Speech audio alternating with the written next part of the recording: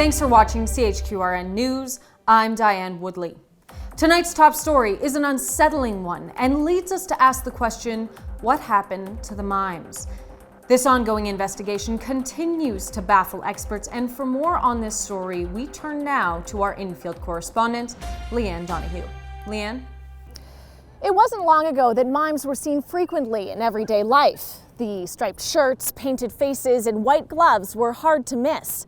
They were in TV shows, performing on street corners, and even children would pretend to knock on fake doors for the entertainment of their friends. But where did they go? What happened? As you can see, I'm standing in a relatively popular Toronto park, and there are no mimes. Experts are suggesting that they may have migrated south, preferring a warmer climate. Or worse, this could be a direct effect of global warming. And if so, what's next? Magicians? Jugglers? Tightrope walkers?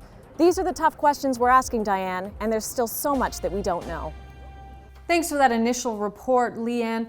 Can you tell us a bit about how this has affected the mime population around the globe? Is this an isolated incident?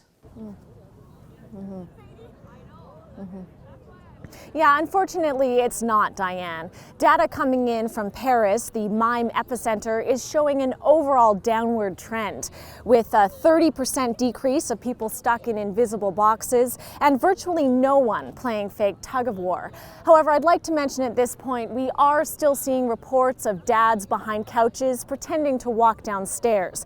However, there is no proof that this would assist in the reproduction of mimes. Understood. To your knowledge of the story, Leanne, is this something that requires human intervention? Do we go as far as labeling mimes a protected species? Experts are saying the time to act is now. Mimes have a notoriously hard time breeding. Researchers have tried placing male mimes into the same room as reproductive females. However, it's virtually impossible to get the females to show any interest. Well, and it's my understanding, correct me if I'm wrong, that even if you do get a mime to procreate, there's no guarantee that you will end up with another mime. Exactly. There's so much that we don't understand about the biology of mimes that more research and funding needs to be devoted to this issue.